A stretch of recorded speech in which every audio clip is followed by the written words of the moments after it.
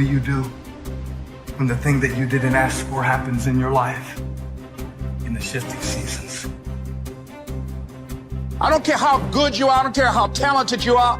There are some times when things aren't going to go right, and you have to deal with it. You can find yourself stressed out.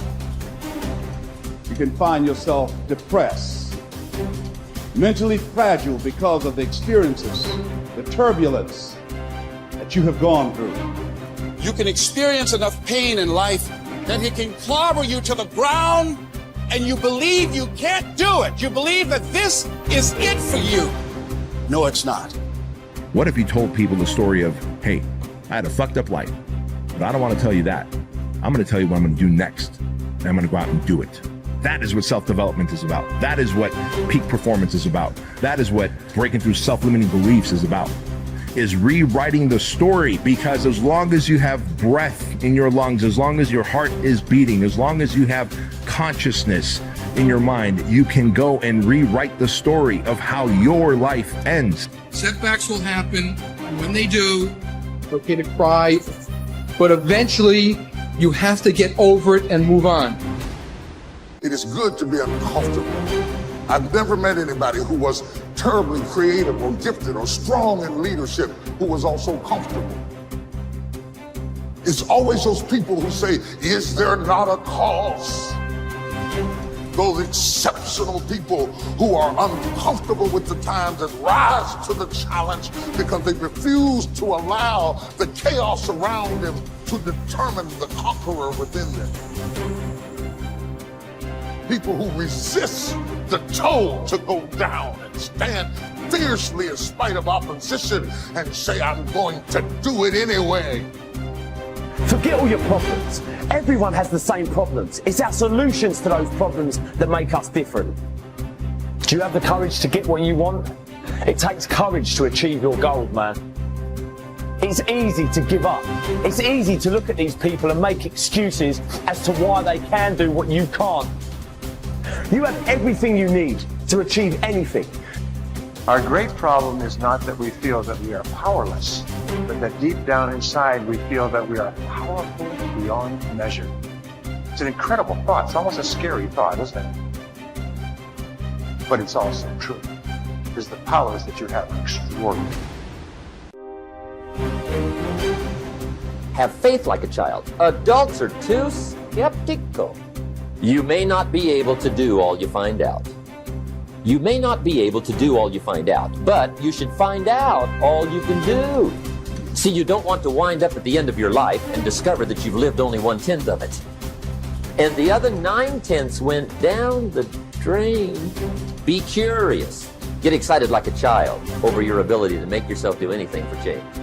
The law of use. And it goes something like this. Whatever you don't use, you lose. Lack of use causes loss. You lose automatically when you quit. The same thing goes for all the human virtues.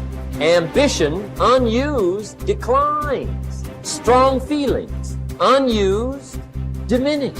It doesn't grow. Faith, unused, decreases. It's a law. Today unused is lost. A talent unused is lost. An ability unused is lost. So here's one of the key expressions of the evening. Take a new inventory of yourself. Starting tomorrow, new project. Take a new inventory and make sure that all of your talent and ability and mentality and ingenuity and vitality and strong feelings, faith, courage, make sure that all you've got's being used. Otherwise, you lose. Repetition, repetition, repetition. Go over it. And if you repeat it, go over it, sure enough, someday, some mysterious day, the idea takes root, starts to grow, and shows up in your personality and your lifestyle. I don't care where you come from. I don't care where you were raised. I don't care what color you are. I don't care what gender you are. I don't care about any of that If you invest in yourself consistently, if you do the work consistently, 1 + 1 is always going to equal 2. 10 years of motherfucking work is going to pay off. Dig deep. Take accountability for your goals, dreams, and aspirations. Ain't nobody gonna give you nothing. Ain't nobody gonna give you nothing you ain't working for.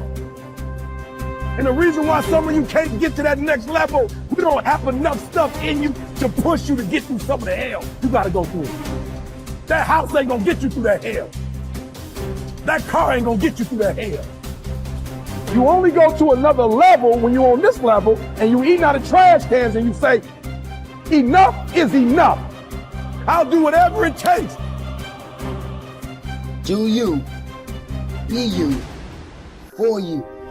Bye.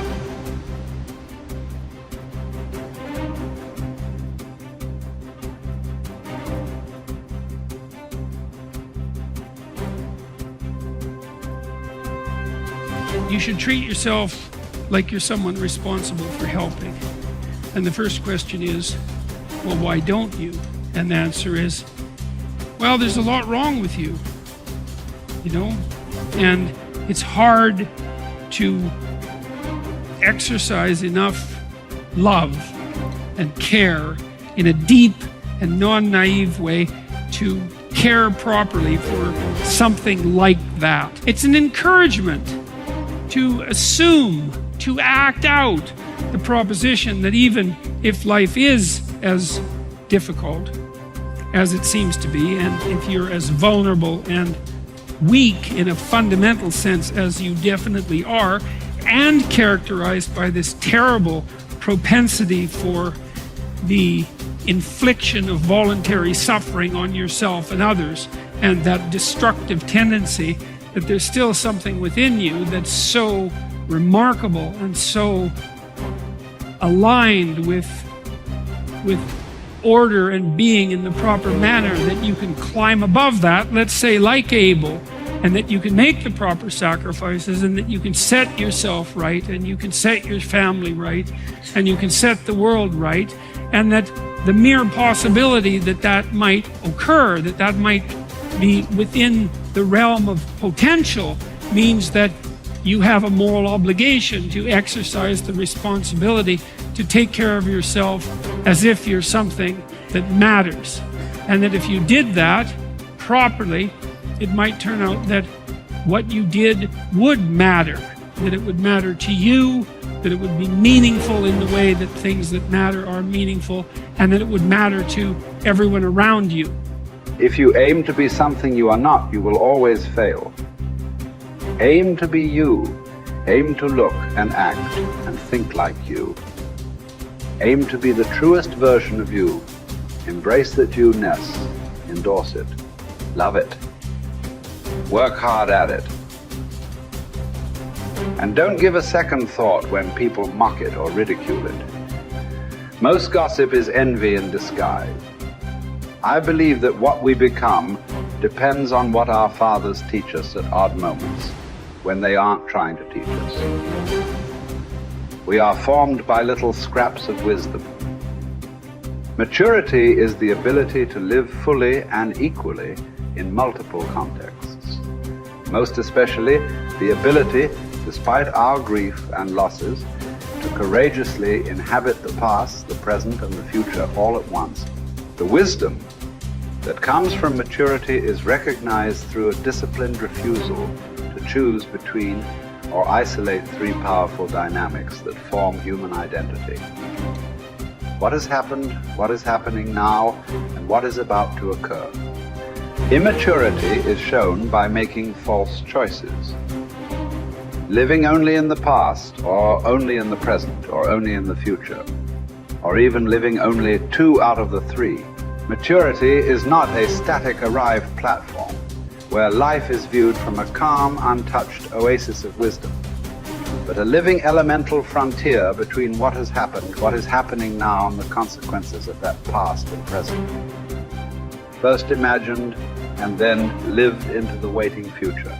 Maturity calls us to risk ourselves as much as immaturity, but for a bigger picture, a larger horizon, for a powerfully generous outward incarnation of our inward qualities, and not for gains that make us smaller, even in the winning. People say that what we're all seeking is a meaningful life. I don't think that's what we're really seeking. I think that what we're seeking is an experience of being alive, so that our life experiences on the purely physical plane will have resonances with our own innermost being and reality, so that we actually feel the rapture of being alive. Believe me, there is no such thing as great suffering, great regret, great memory. Everything is forgotten, even a great love. That's what's sad about life, and also what's wonderful about it. There is only a way of looking at things, a way that comes to you every once in a while. That's why it's good to have had love in your life after all, to have had an unhappy passion. It gives you an alibi for the vague despairs we all suffer from.